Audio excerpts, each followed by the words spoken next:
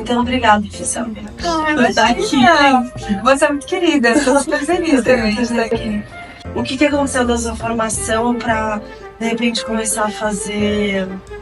a querer publicar o trabalho das outras pessoas, além de você mostrar arte de muita gente que a gente não tem acesso, você está colocando, acho que você foi uma das primeiras a colocar a arte que é tão sagrada, que você vai no museu e não mostra muito, numa plataforma ali que você vê um catálogo maravilhoso de obras e você conhece fácil, acho que não tinha isso. Sim.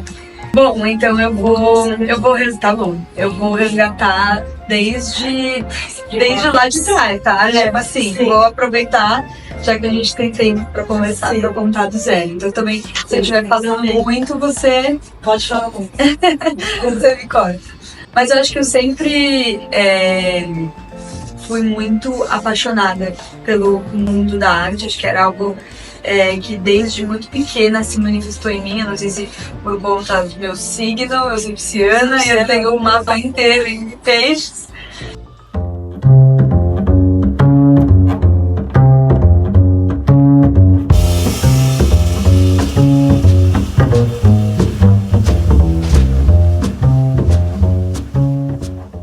Dancei balé a minha vida inteira.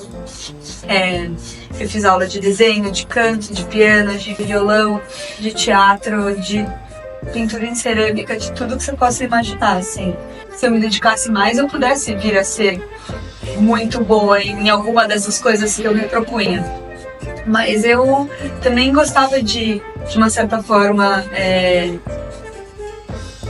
transicionar de uma coisa para outra, assim, sabe? Então, mais isso de hiper mega blaster focada em desenvolver uma aptidão profunda em determinada atividade, eu acho que mais do que isso, eu era uma pessoa muito curiosa, tipo, muito curiosa. E aí, o meu pai tem uma empresa de comunicação, se chama Soap, é uma empresa que desenvolve apresentações para pessoas conquistarem êxito em momentos decisivos. Tem uma empresa que vai fazer um lançamento de um produto e eles querem comunicar isso de uma forma criativa, de uma forma que seja interessante. Então, como que eles fazem isso em um evento, em uma apresentação? Ele monta esses pitches, né? Tipo, literalmente esses roteiros para que uma história seja contada de uma melhor forma. E é isso tanto do ponto de vista narrativo, então como construir essa narrativa, quanto do ponto de vista visual. Então talvez aí também eu tenha esbarrado nessa parte visual e nessa parte de comunicação, né? E eu acho que eu sempre cresci muito admirando esse lugar dele de ajudar as pessoas a contarem histórias e talvez acho que talvez através disso também tenha me fascinado essa ideia de conseguir também buscar outras histórias que não as que já são conhecidas, assim, sabe? E aí eu resolvi, dentro disso tudo, fazer comunicação. Eu fiz relações públicas, muito sem saber muito onde eu tava pisando, sabe? Essa é a verdade. Não fiz, sabendo onde eu queria chegar. E gostei muito do curso, achei muito bom. Mas realmente eu sentia muita falta desse contato com a arte. Então é muito doido, porque ao longo de todo o curso, né, das aulas e tal, eu sempre levava um caderno comigo. Então eu desenhava, durante as aulas, e teve um determinado momento que, os professores nem ficavam mais bravos comigo, assim, sabe? Eles, aceitavam que essa era a minha forma de eu aprender, que, precisavam ter um caderno na mão, precisavam ter uma caneta desenhando pra, de alguma forma absorver aquilo, assim, sabe? E aí, ao mesmo tempo, eu nunca perdi esse meu interesse por outras linguagens das artes, por eventos, por coisas que aconteciam no mundo da arte, né? E eu ia muito a essas exposições, continuava indo a peças de teatro, a concertos de música. Eu resolvi fazer um intercâmbio para Boston e eu morei lá durante uns 7 meses, assim. E aí lá eu acho que realmente foi um período em que eu desabrochei, assim, Antes de ir pra lá, eu tinha uma página que talvez nessa época você tenha conhecido, se chamava Florindo em Linhas. Exatamente. As planilhinhas. Exatamente. Esse mandou o nome. Sim. E eu acho que a ideia dessa página era um pouco eu compartilhar. Era meio que um exercício, assim, quase como um laboratório. Então, eu compartilhava coisas que eu criava, artísticas, mas não com o propósito de ser uma artista profissional, nem nada do tipo, assim, embora eu vendesse uma coisa ou outra, assim, mas não era meu objetivo. E ao mesmo tempo eu também compartilhava, tipo, algumas referências de arte que eu gostava, coisas assim. Eu entrei para trabalhar em uma empresa de eventos culturais para estudantes internacionais. E foi muito interessante porque, além dessa experiência do estágio ter sido muito legal para eu conhecer muitas culturas, por eu viajar por muitos lugares nos Estados Unidos, então por eu morar fora, e acho que quando você mora fora talvez você se identifique com isso. Tipo, você tenta encontrar lugares que sejam lugares de acolhimento para você. No meu caso, os 2 lugares que eu me sentia em casa lá era na biblioteca de Boston. Eu ia muito pro Fine Arts. Quanto mais eu frequentava esses espaços, que talvez em um primeiro momento eles parecessem um pouco sisudos e distantes e frios, Sim. Quanto mais eu frequentava esses lugares, menos eles se pareciam dessa forma. Sabe? Tipo, mais eles pareciam, talvez, locais realmente de acolhimento em que eu pudesse fazer o que eu quisesse lá. Os meus pais foram me visitar, eu conhecia o Cerco de Cabo Rabo, eu já conhecia um pouco dos seguranças, eu comecei a frequentar as atividades do museu e eu fui falando, tipo, putz, eu gostaria muito que as pessoas do mundo se sentissem também à vontade para ocupar esse espaço, sabe? Porque no final das contas, o museu ele não existe sem público. Não. Tipo, a obra de arte ela só existe a partir do momento em que o outro vê, entendeu? E o olhar é o que torna tudo possível. E isso, tipo, eu voltei pra São Paulo muito com essas sementinhas. Eu sofri um acidente.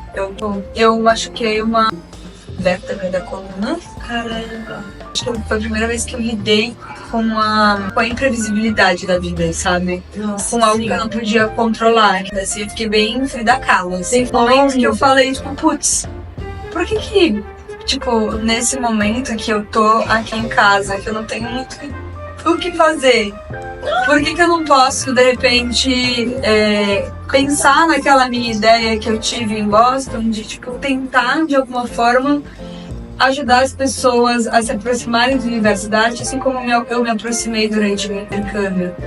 Pra, tipo, não sei, de repente tentar conversar com as pessoas, criar um diálogo, não mais num tom de, tipo, né, como geralmente a gente vê, às vezes, textos curatoriais difíceis, é muito coisas mais distantes, tipo, por que eu não tento, de alguma forma, colocar meu olhar? E aí eu tentei um pouco fazer um conteúdo assim, de casa mesmo, falando sobre filmes, livros, coisas que aconteciam no mundo da arte. E aí eu comecei a criar esse conteúdo, eu melhorei da minha coluna, comecei a trabalhar e foi uma grande escola bem pra mim, porque essa empresa, porque eu acho que comecei a entender mais dos pormenores de como funcionava a relação marca-museu, a relação patrocínio cultural, e comecei a entender um pouco mais de lei de incentivo, comecei a entender um pouco mais sobre como que a gente poderia, de repente, também usar eventos de arte, de cultura, como formas de aproximação estratégica com públicos específicos, desde, sei lá, usar como uma ferramenta para uma marca, até como aproximar esse universo do público, das pessoas, assim, sabe?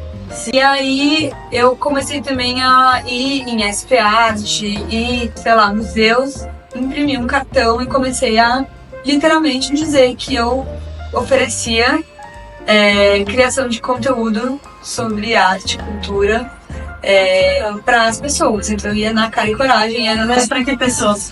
Pra quem eram? Pra quem me aparecesse na frente, assim, sabe? Era muito louco, tipo. E aí eu acho que, tipo, realmente, sim, a coisa começou a andar, então. Uma programação cultural de terça a domingo.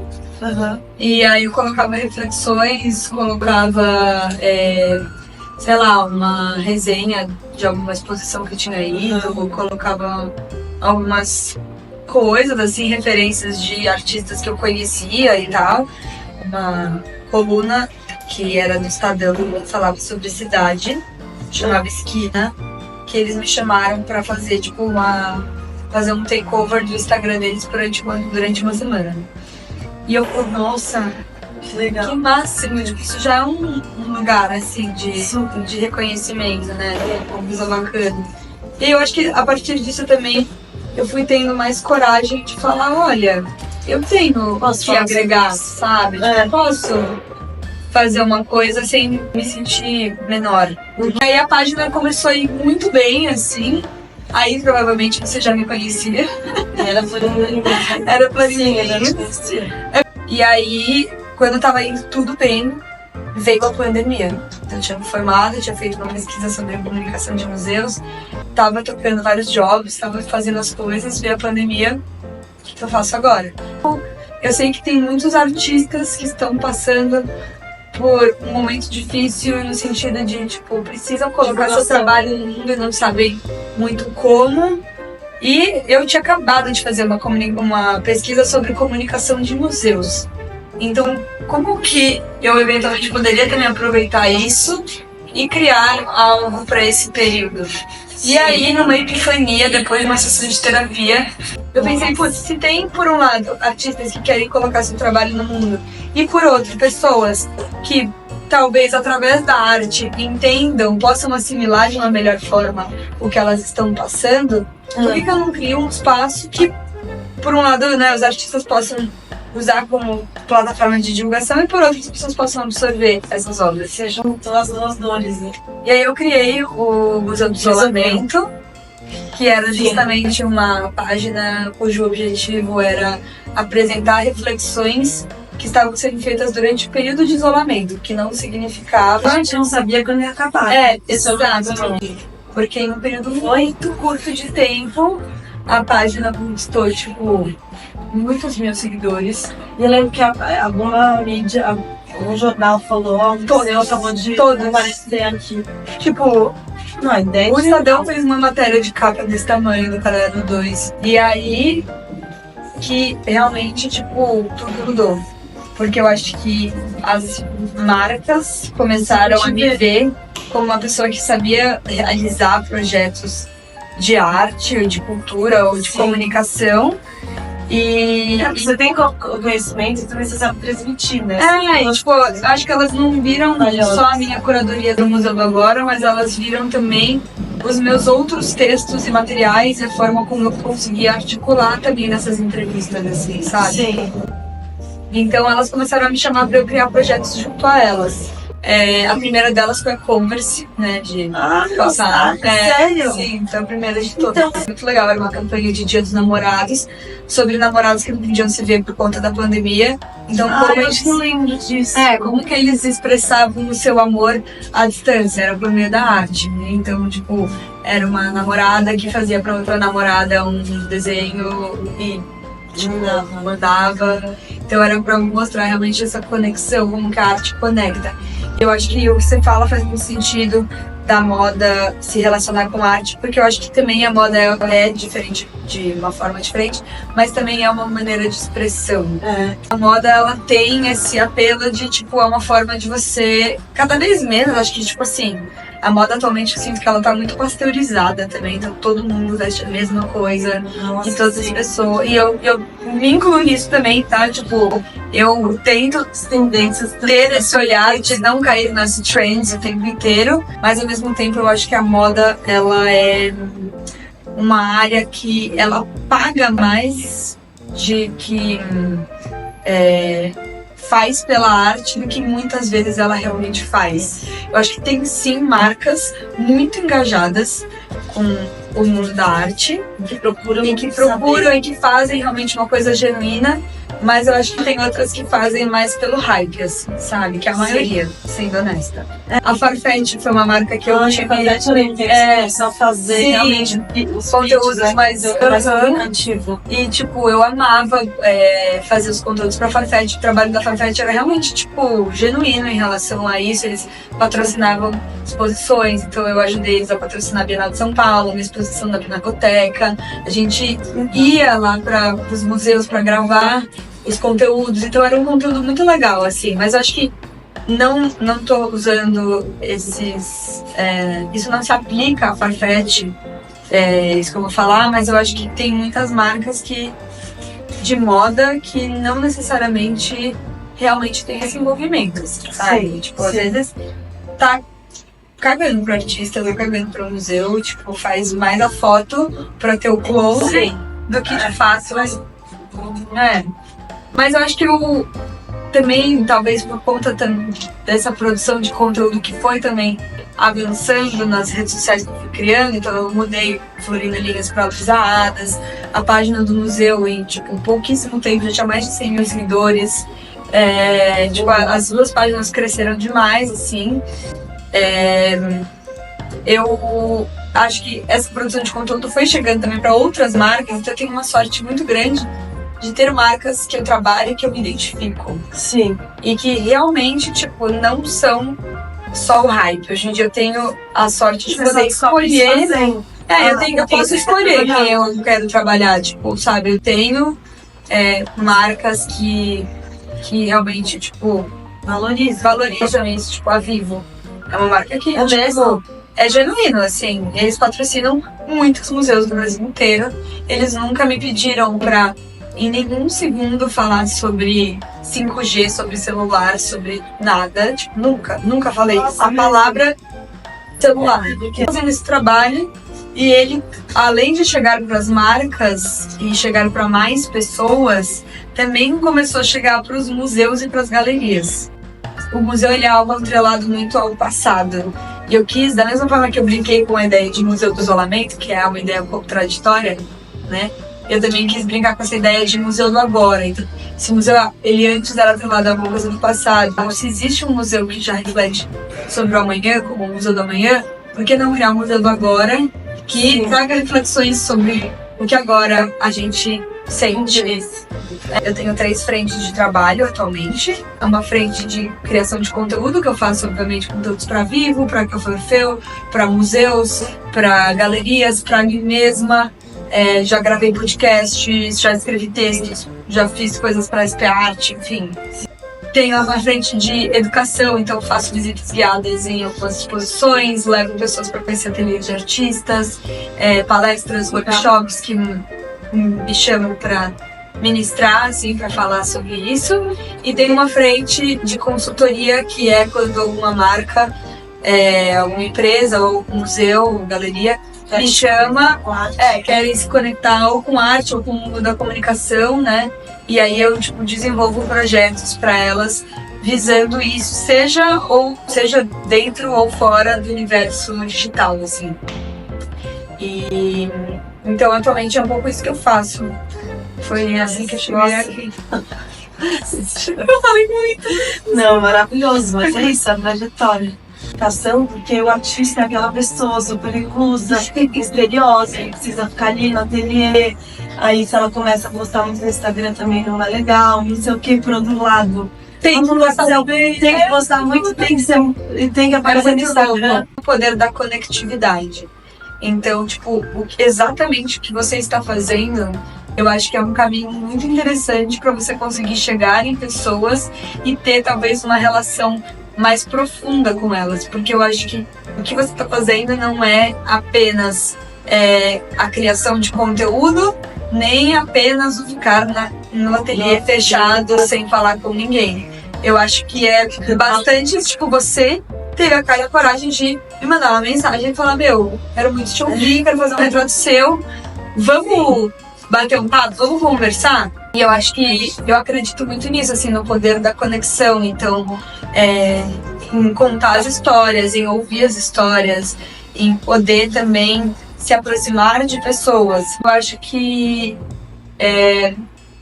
ouvir as histórias e poder contar também as suas histórias, eu acho que existe algo muito poderoso nisso. Sim.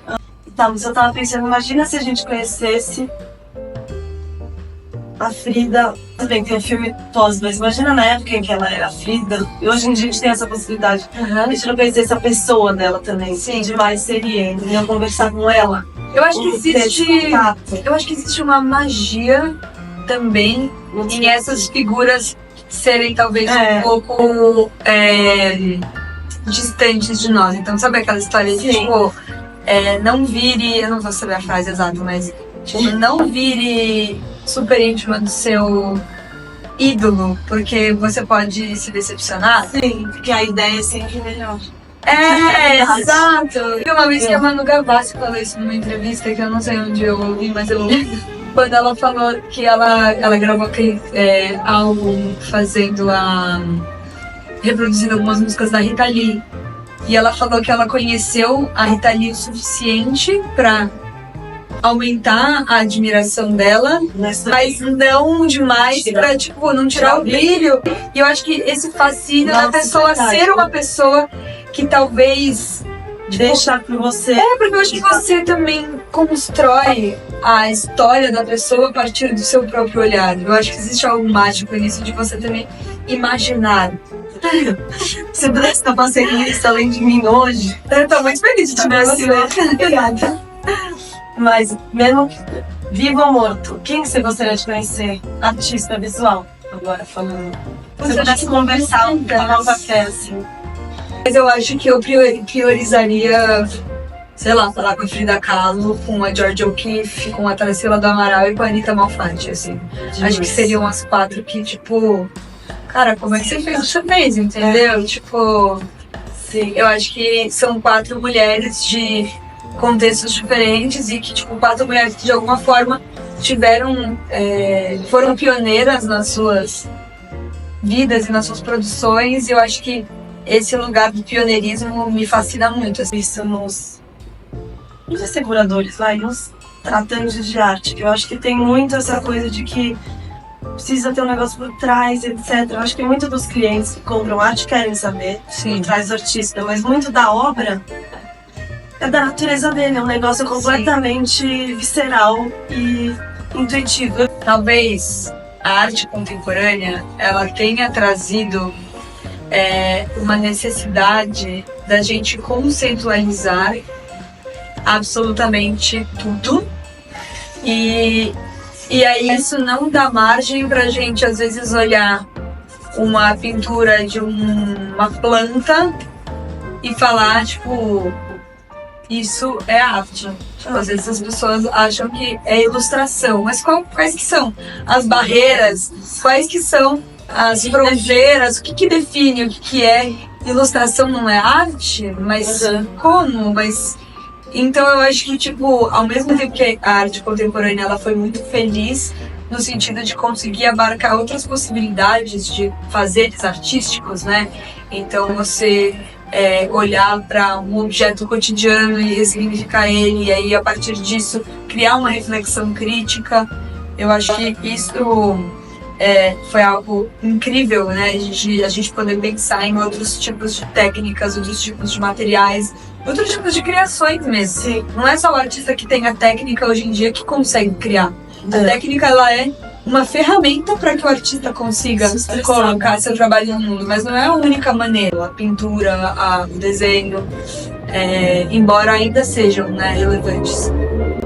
Mas eu acho que eu concordo com você no sentido de que talvez cada vez mais a gente busque significados para conseguir colocar esse stamp, tipo, esse carimbo de isso é arte.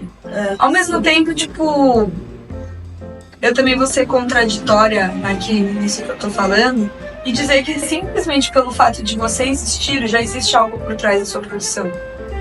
Simplesmente pelo fato de você enxergar uma planta, ou um retrato, ou um objeto de uma determinada maneira você representar isso de determinada maneira, isso já traz a sua bagagem, isso já traz o seu olhar.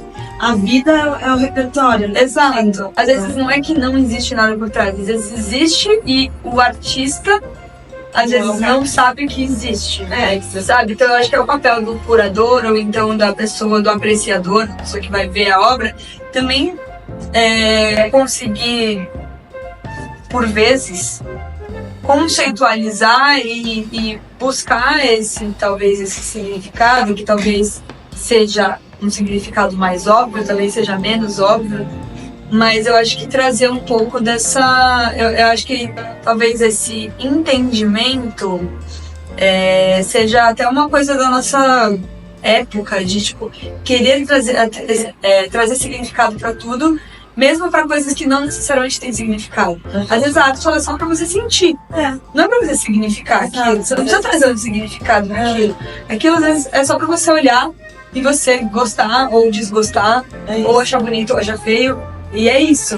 A arte, ela também é muito interessante na medida em que ela bagunça com as nossas referências, assim, sabe? Então, tipo, eu acho que uma das coisas que me faz gostar tanto do abstracionismo, de obras abstratas, eu também, obviamente, eu sou uma apaixonada por arte figurativa, eu pinto, eu gosto de desenhar coisas figurativas, mas eu acho que tipo, o que me fascina no abstracionismo é essa... Tem até um artista que eu não vou lembrar quem é, mas enfim, um artista que fala que essas obras abstratas muitas vezes elas são políticas na medida em que elas bagunçam com as nossas referências de mundo.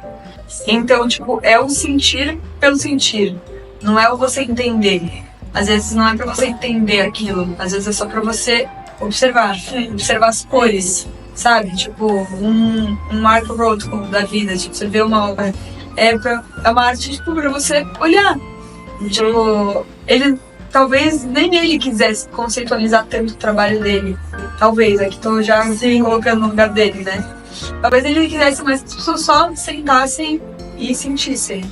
Eu acho que ele nem queria nada, ele fez, tipo assim, dos outros, né? Mas ele fez e, por consequência, a gente consegue olhar e também sentir. Eu acho que a gente anda num período talvez um pouco anestesiado, assim, sabe? De tipo, se a gente não entende, a gente não gosta.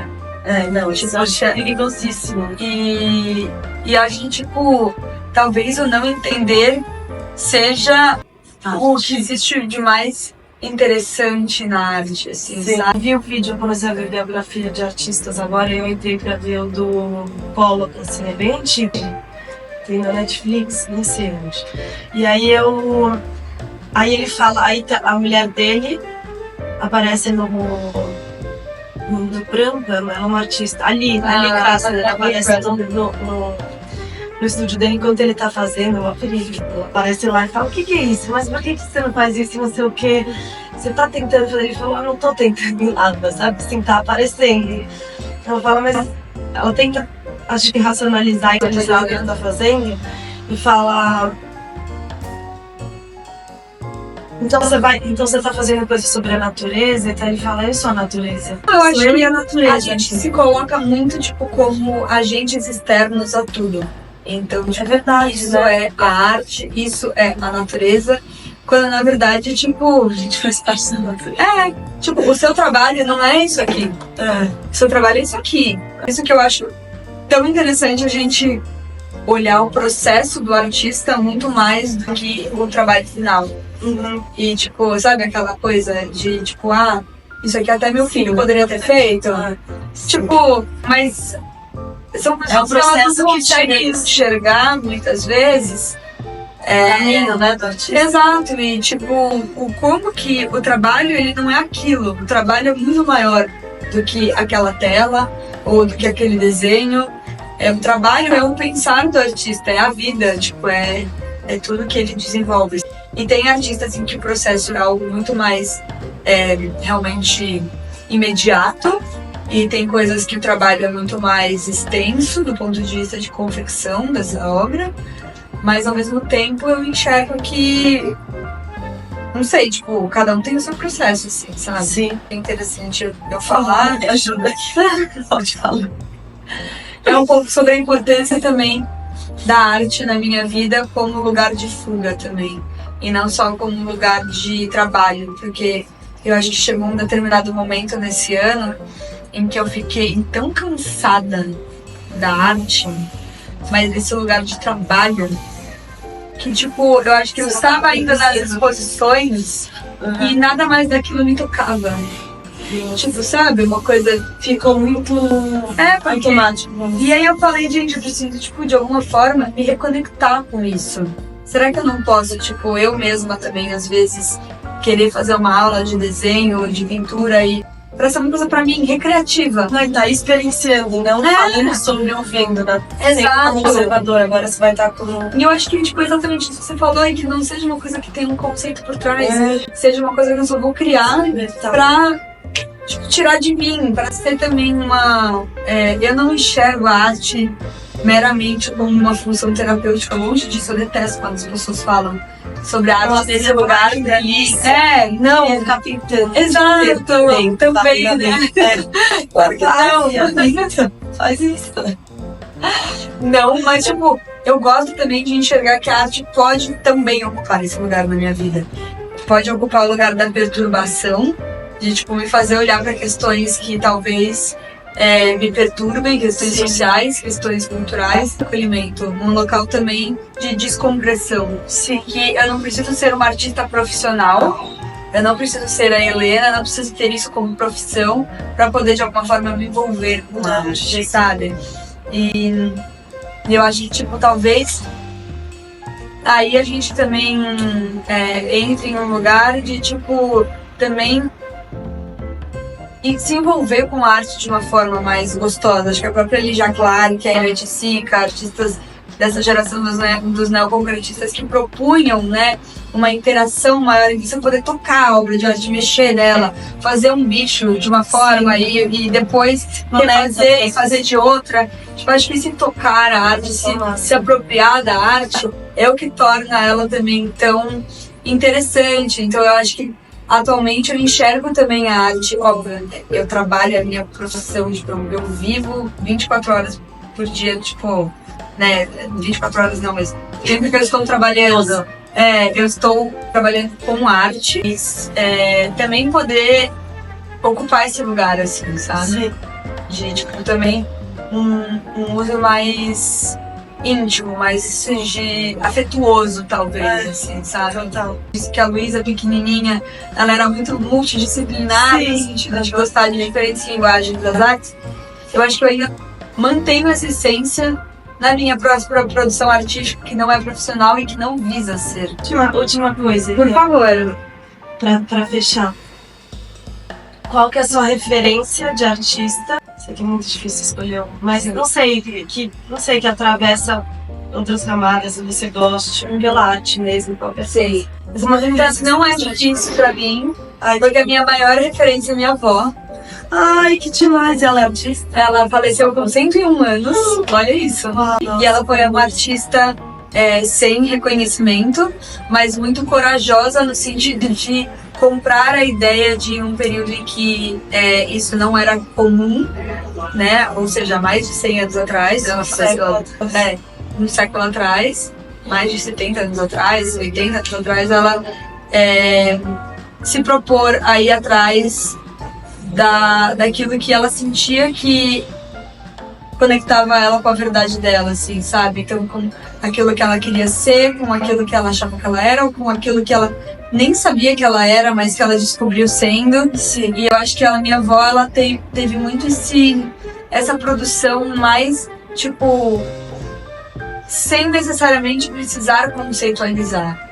Sabe? Isso que a gente tá falando. Sim, ela fazia porque ela fazia os retratos dela, ela fazia as paisagens dela, ela fazia as naturezas mortas dela, de tudo. porque ela gostava. Exato. Porque ela gostava, porque ela queria. Porque sim.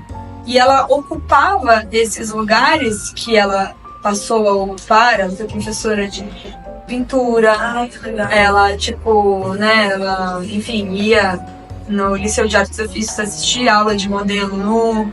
Ela, tipo, ia no Teatro Municipal assistir os concertos de música por ela mesma, assim. Ela, tipo, pra mim, a grande arte dela não foi os quadros finais. Foi essa. E sim, essa coragem de, tipo, ocupar lugares em que ela não era, talvez, bem-vinda ou que não fossem inicialmente estipulados para uma mulher como ela ocupar. Eu acho que ela não enxergava, talvez, a potência que essa naturalidade proporcionava para quem estava ao redor dela.